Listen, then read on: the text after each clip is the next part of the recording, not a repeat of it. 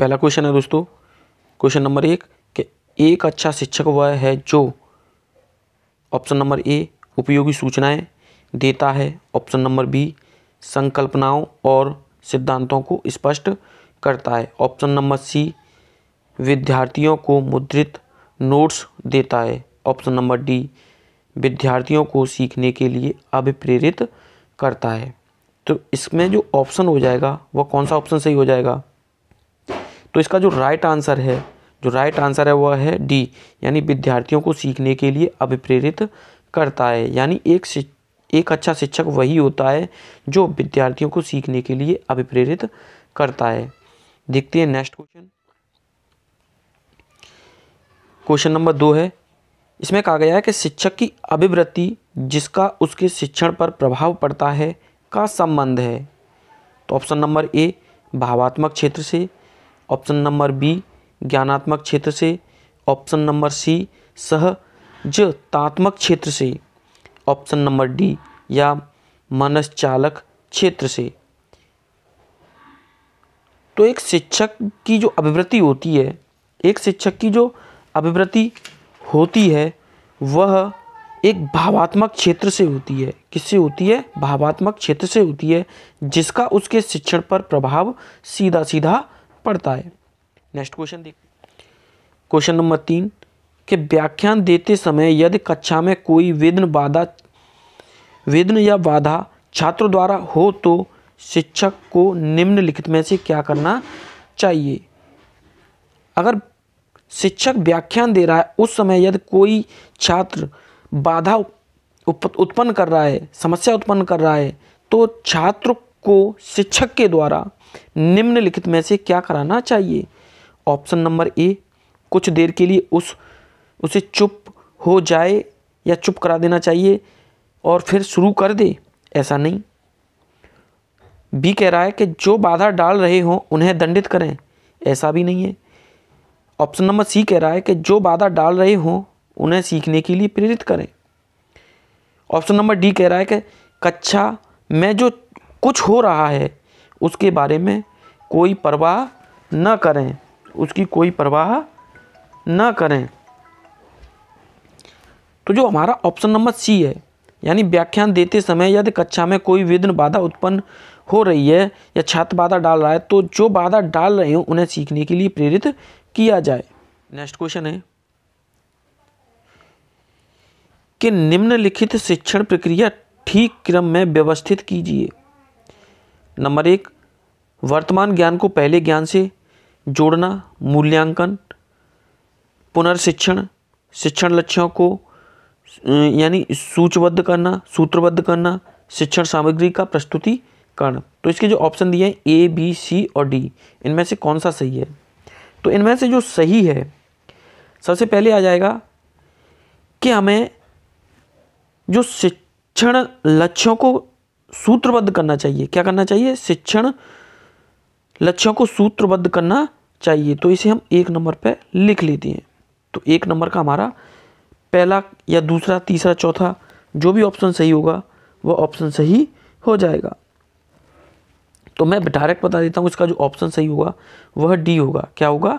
D option सही होगा, क्योंकि चौथा ही हमारा पहले पे आ रहा है। ठीक है ना।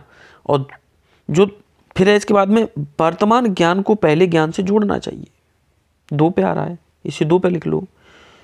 फिर है कि शिक्षण सामग्री का प्रस्तुतिकरण करना चाहिए, इसे 3 नंबर पे लिख लो। और चौथे पे दूसरा है, तो इसे दूसरे नंबर है जो मूल्यांकन, और तीसरा बचता है पुनर्निरीक्षण, ये इसे बाद में करना चाहिए। नेक्स्ट क्वेश्चन देखते हैं, किस शिक्षक द्वारा ब्लैक बोर्ड का सर्वोत्तम उपयोग किसके लिए किया जाता है? एक शिक्षक है, क्वेश्चन नंबर 5 है, किस शिक्षक द्वारा ब्लैक बोर्ड का सर्वोत्तम जो उपयोग किया जाता है वो किसके लिए किया जाता है? क्या वह शिक्षण, ऑप्शन नंबर ए कह रहा है कि शिक्षण सामग्री को श्वेत श्याम रूप से लिखना। बी में कह रहा है कि विद्यार्थियों को एकाग्रित बनाना। ऑप्शन नंबर सी कह रहा है कि महत्वपूर्ण तथा उल्लेखनीय बिंदु लिखना। डी कह रहा है कि शिक्षण द्वारा स्वयं को प्रदर्शित करना। इसका जो आंसर हो जाएगा वो हो जाएगा सी, यानी महत्वपूर्ण तथा उल्लेखनीय बिंदुओं को श्याम पोट पर लिखना, श्याम पट पर लिखना, जिसे हम ब्लैक बोर्ड कहते हैं। नेक्स्ट क्वेश्चन है आपका कि विद्यालय छोड़ने वाले विद्यार्थियों के नियंत्रण की दृष्टि से सरकारी संगठनों द्वारा संस्था के स्तर पर विभिन्न उपाय किए गए हैं। निम्नलिखित में से कौन सा कारण सांस्थानिक स्तर से जुड़ा है जिसके कारण बच्चे विद्यालय छोड़ देते हैं? ऑप्शन नंबर ए, जो बच्चे अनिवार्य पाठचर्या को स्वीकार नहीं कर पाते हैं उनके लिए विकल्प पाठ्यक्रम का न होना, विद्यालय में श्यामपट्ट और शौचालय जैसी आधारभूत सेवाओं का अभाव, अध्यापकों का समुपयुक्त योग्यता वाला न होना तथा उन्हें कम आय देना। डी कह रहा है कि बच्चों से भली भांति व्यवहार करने की आवश्यकता के प्रति अध्यापकों का संवेदनशील न होना। तो इसका जो आंसर हो जाएगा वो हो जाएगा ए, जो बच्चे अनिवार्य पाठचर्या को स्वीकार नहीं कर पाते उनके लिए कोई विकल्प पाठचर्या का न होना। नेक्स्ट क्वेश्चन देखते हैं कि कक्षा तक पहुंचने वाली बच्चों की भूली अवधारणाओं को जानना। ऑप्शन नंबर ए में कह रहा है कि शिक्षक के हौसले पस्त कर देता है क्योंकि इससे उसका कार्यभार बढ़ता है, या बी में कह रहा है कि शिक्षक के किसी उद्देश्य की पूर्ति नहीं करता है, यानी शिक्षक के किसी उद्देश्य की पूर्ति नहीं करता है। सी कह रहा है कि शिक्षक के लिए अपने शिक्षण को अधिक सार्थक बनाने की योजना बनाने में सहायक होता है, और डी कह रहा है कि शिक्षक की योजना और शिक्षण में रुकावट बनता है। तो इसका जो आंसर हो जाएगा वह आंसर सी हो जाएगा, राइट आंसर। शिक्षक के लिए अपने शिक्षण को अधिक सार्थक बनाने की योजना बनाने में सहायक होता है। नेक्स्ट क्वेश्चन है 8वां है कि शिक्षार्थियों को सबसे कम प्रतिबद्ध विद्यालय वातावरण में रखने के माध्यम से विद्यालय कैसा होना चाहिए?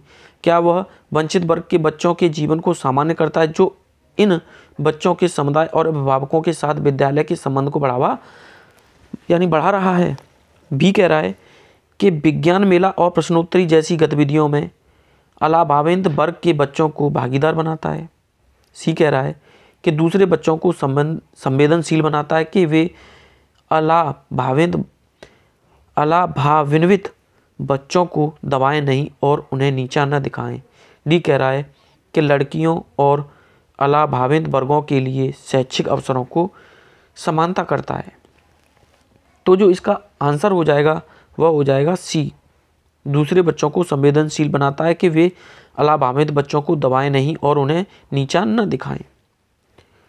नेक्स्ट क्वेश्चन है कि 9वां क्वेश्चन है कि आप एक शिक्षक के रूप में रैगिंग और धमकाने के लिए सख्त विरोधी हैं तथा इस संदर्भ में विद्यालय में पोस्टर लगवाते हैं तथा समिति बनवाते हैं। आपसे जुड़ने वाले किशोर जो इस विचार के दृढ़ विश्वासी हैं निम्नलिखित में से किस स्तर पर होंगे? पूर्व पारंपरिक स्तर पर, उत्तर पारंपरिक स्तर पर, सामाजिक व्यवस्था बनाए रखने वाला स्तर या पारंपरिक स्तर? तो हम देखते हैं 9वें का जो सही आंसर है तो वो है उत्तर पारंपरिक स्तर। नेक्स्ट क्वेश्चन है 10वां कि एक शिक्षिका अपने शिक्षार्थियों के अनेक तरह की सामूहिक गतिविधियों में व्यस्त रखती है जैसे समूह चर्चा, समूह परियोजनाएं, भूमिकाएं, निर्वाह आदि। यह सीखने के किस आयाम को उजागर करता है? तो जो ये उजागर करता है क्या वह सामाजिक गतिविधियों के रूप में अधिगम है, मनोरंजन द्वारा अधिगम है, या भाषा निर्देशित अधिगम है, या फिर प्रतियोगिता आधारित अधिगम है? तो जल्दी से बताइए इसका क्वेश्चन। तो जो इसका क्वेश्चन आंसर होगा वह हो जाएगा आपका ऑप्शन नंबर ए, यानी सामाजिक गतिविधियों के रूप में अधिगम है। नेक्स्ट क्वेश्चन है कि आपकी कक्षा में कुछ बच्चे हैं जो गलतियां करते हैं। इस परिस्थिति का आपके विश्लेषण के अनुसार इनमें से कौन सा कथन सर्वाधिक उपयुक्त होगा? ऑप्शन नंबर ए, बच्चों ने अभी तक संकल्पनात्मक स्पष्टता प्राप्त नहीं की है तथा आपको अपनी शिक्षण विधि पर चिंतन करने की आवश्यकता है। ऑप्शन नंबर बी कह रहा है कि बच्चों का बुद्धि स्तर निम्न होता है। सी कह रहा है कि बच्चों की अध्ययन में रुचि नहीं होती है और वे अनुशासनहीनता उत्पन्न करना चाहते हैं। और डी कह रहा है कि बच्चों को आपकी कक्षा में प्रोन्नत नहीं करना चाहिए। तो इसका जो आंसर हो जाएगा वह आंसर हो जाएगा ए। ये कह रहा है कि बच्चों ने अभी तक संकल्पनात्मक स्पष्टता प्राप्त नहीं की है तथा आपको अपने शिक्षण विधि पर चिंतन करने की आवश्यकता है। इसका ऑप्शन नंबर ए सही हो जाएगा, राइट आंसर। नेक्स्ट क्वेश्चन है कि एक बच्चे को सहारा देने की मात्रा एवं प्रकार में परिवर्तन इस बात पर निर्भर करता है कि बच्चे की नैसर्गिक योग्यता क्या है। बी कह रहा है कि अध्यापिका की मनोदशा क्या है। सी कह रहा है कि कार्य के लिए प्रस्तावित पुरस्कार क्या है। डी कह रहा है बच्चे के निष्पादन का स्तर क्या है। तो इसका जो आंसर हो जाएगा एकदम राइट आंसर है डी। क्या है? डी राइट आंसर है। तो यह कह रहा है बच्चे के निष्पादन का स्तर क्या है। नेक्स्ट क्वेश्चन है 13वां क्वेश्चन है कि मिश्रित आय वर्ग के विद्यार्थियों की कक्षा से व्यवहार रखने वाला शिक्षक के लिए का ज्ञान सर्वाधिक महत्वपूर्ण होता है। तो यह है कि उसके अभिभावक का व्यवसाय क्या है। बी कह रहा है कि सामाजिक आर्थिक पृष्ठभूमि क्या है। सी कह रहा है कि सांस्कृतिक पृष्ठभूमि क्या है। और डी कह रहा है कि विकासात्मक अवधारणाओं यानी अवस्थाओं का क्या है, यानी विकासात्मक अवस्थाओं का ज्ञान है या नहीं। तो इसका जो राइट आंसर हो जाएगा वो राइट आंसर हो जाएगा आपका डी, यानी मिश्रित आय वाले जो विद्यार्थी होते हैं उनके व्यवहार रखने वाले शिक्षक के लिए सर्वाधिक जो महत्वपूर्ण होता है वो विकासात्मक अवस्थाओं का ज्ञान महत्वपूर्ण होता है। नेक्स्ट क्वेश्चन है कि बच्चों में ज्ञान की रचना करने और अर्थ का निर्माण करने की क्षमता होती है। इस परिप्रेक्ष्य में एक शिक्षक की भूमिका क्या होती है। ऑप्शन नंबर ए कह रहा है कि संप्रेषण और व्याख्याता की या सुगमकर्ता की, निर्देशन की या तालमेल बैठाने की। बताइए इसमें से कौन सा हो जाएगा। तो इसका जो ऑप्शन है वह हो जाएगा एक सुगमकर्ता की। क्या हो जाएगा? एक सुगमकर्ता की, यानी ऑप्शन नंबर बी हमारा राइट आंसर हो जाएगा। नेक्स्ट क्वेश्चन देखते हैं।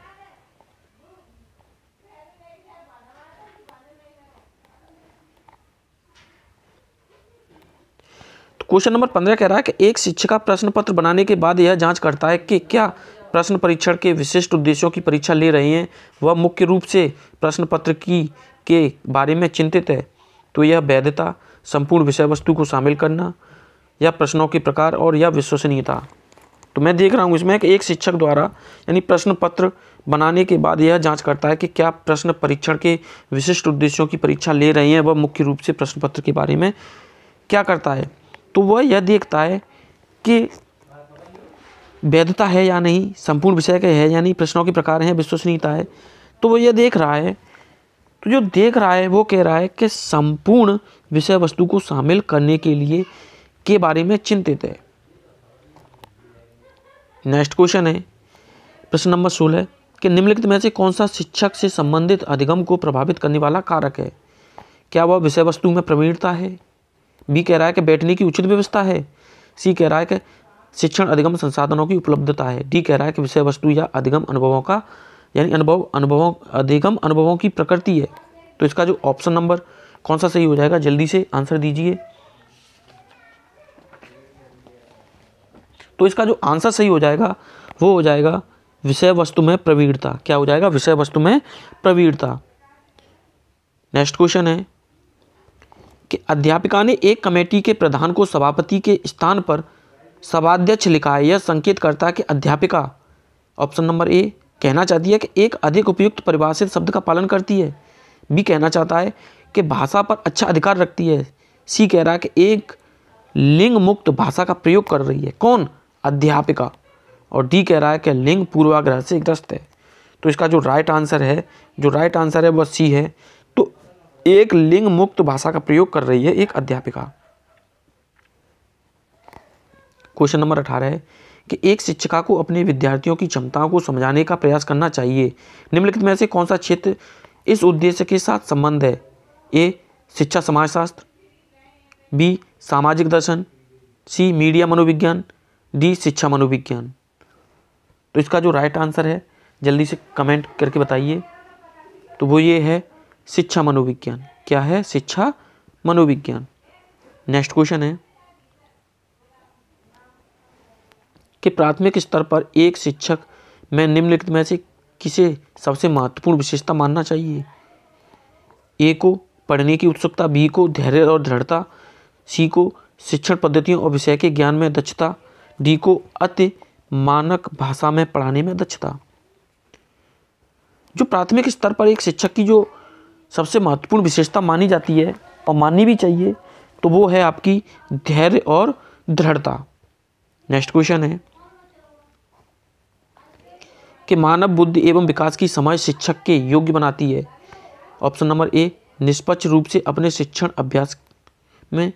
बी कह रहा है कि शिक्षण के समय शिक्षार्थियों के संवेगों पर नियंत्रण बनाने रखने में। सी कह रहा है कि विविध शिक्षार्थियों के शिक्षण के बारे में स्पष्टता। डी कह रहा है कि शिक्षार्थियों को यह बताने के अपने जीवन को कैसे सुधार सकते हैं। तो इसका जो ऑप्शन नंबर सही हो जाएगा, तो सी ऑप्शन नंबर सही हो जाएगा। शिक्षार्थियों के शिक्षण के बारे में स्पष्टता। नेक्स्ट क्वेश्चन है कि बालक एक ऐसी पुस्तक है जिसका शिक्षक को अधोपांत अध्ययन करना चाहिए। उपरोक्त कथन किसका है? प्लेटो का है, अरस्तु का है, रूसो का है या रॉस का है? तो बालक एक ऐसी पुस्तक है जिसका शिक्षक को अधोपांत अध्ययन करना चाहिए। तो यह जो आंसर है वह रूसो महोदय का है। किसका है? रूसो महोदय का। नेक्स्ट क्वेश्चन है और यह आखिरी क्वेश्चन है। भारत में अधिकांश कक्षाएं बहुभाषी होती हैं, इसे शिक्षक द्वारा के रूप में देखा जाना चाहिए? परेशानी के रूप में, समस्या के रूप में, संसाधन के रूप में और बाधा के रूप में। तो भारत में अधिकांश कक्षाएं बहुत सी भाषाएं से मिलकर बनी होती है, इसे एक शिक्षक को संसाधन के रूप में देखना चाहिए। मिलते हैं नेक्स्ट वीडियो में।